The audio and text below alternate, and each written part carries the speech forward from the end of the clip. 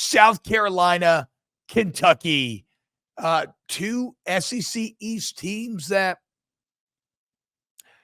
for many years now have kind of flirted with that middle tier. Are they going to move into upper middle tier, maybe lower top tier? South Carolina clearly feels to have fallen off. Kentucky remains, well, it's Kentucky. You know how I feel about Kentucky. I think Kentucky never beats anybody that matters. So I think they win this game because I don't think South Carolina matters. I think South Carolina had one of the worst opening weekends of anyone in the country. I mean, you wrote it here. The offense is shit. Oh, yeah, you were there. That's right. Good game call, though. Yeah, at least it wasn't a blowout. I wasn't trying to find material to talk about for the third and fourth quarter. But I mean, look, I liked all the offseason hype over Lenora Sellers, and he doesn't have much help. The South Carolina defensive end seems like a dog. Oh yeah, the freshman. Yeah, both of them. They have two. They have the transfer from Georgia Tech, Kyle Kennard. He was pretty damn good, and then Dylan Stewart, the 5-star on the outside too, was pretty well. I mean, the defense won the game.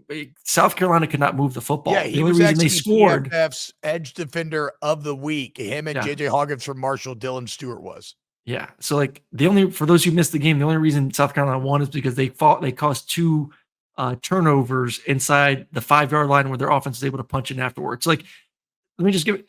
Norris is going to be, he's going to be good, I think.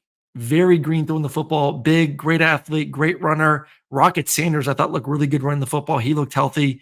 But there's no one on the outside for South Carolina. No one. No. They just don't have the guys on the outside that can create separation. And I do think Kentucky's a really good defense. It's hard for me to see a world in which if South Carolina doesn't create a short field, so a turnover, in which they're going to be able to score more than 10 points. But they may be able to because you look at Kentucky last week, and I know it was Brock Vandegrift's first game as a starter, but threw one pick and should have thrown another pick six. So I still think he's a little bit questionable. To me, I put it in our notes, he is this year's somewhat like Riley Leonard. He's a great runner. He's tenacious, a little bit too aggressive at times, trying to take on linebackers and DBs, but the throwing is questionable. And it kind of sucks because Kentucky has really good receivers. They even added that Macklin kid who's really good as well. They got 3 or 4 very talented receivers. I just think that average thrower, great runner, he can't make mistakes. If he makes mistakes, that's the only way South Carolina can win this football game. Yes. But even then, I feel like Kentucky can make mistakes. He can make mistakes and Kentucky still wins the football game because that's how little confidence I emerge out of with South Carolina in this opening week. And that game is at Kentucky as well. Mm-hmm. South Carolina's cooked. South Carolina's cooked. I'm excited to see what Vandegrift can grow into, man. I agree with you. The second pick especially was really bad. Should have been a pick 6. Yep. But that athletic ability adds a really nice element. And if he can protect the ball, remember, what was the crazy stat? Nobody's thrown more interceptions in the SEC than has Kentucky quarterbacks the last 3 years. And it's kind of crazy because you're wait, Levis, he went to the league and stuff, right? So it was, me, I'm not a real Kentucky believer, and this game won't make me one because this will not be a win over an SEC team with a winning record. But Deion Walker very much looked like the monster that he is on Saturday. And Vandegrift, if I was a Kentucky Wildcat fan, well, it wasn't perfect. I do have hope. I feel hopeful. And like you said, I love the Leonard comparison's perfect because the athletic ability, even on a night maybe where he's not throwing it well, that athletic ability is always going to give you the opportunity for game-winning plays and to find ways to scrap out a win.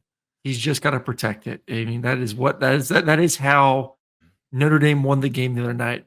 Their quarterback, Riley, ran it well. Yeah. Big time moments, he ran it well, and he didn't turn it over. I'm beating that into Brock Vandegrift's mind, but the problem is he's just a little bit too aggressive, so he just got to stay healthy. But did you see Beamer's face after the post-game interview? Were you watching on your own little feed there in the studio? Oh, he was stressed. Where he's doing post-game and he kind of smiling, and the second he turns away, his face just crumbles into resignation of And like, they warned fuck us in the me. meeting. Like he's like, we have one returning starter on offense.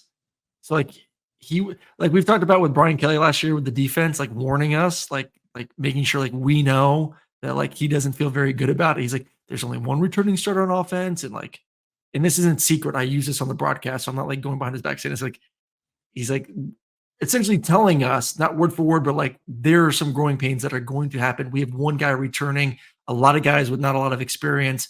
We just need to get reps. So, we always said week one, the year one, the year two, you always have a big growth. You also have a pretty decent growth from week one to week two as well. So can Lenore Sellos just settle in a little bit?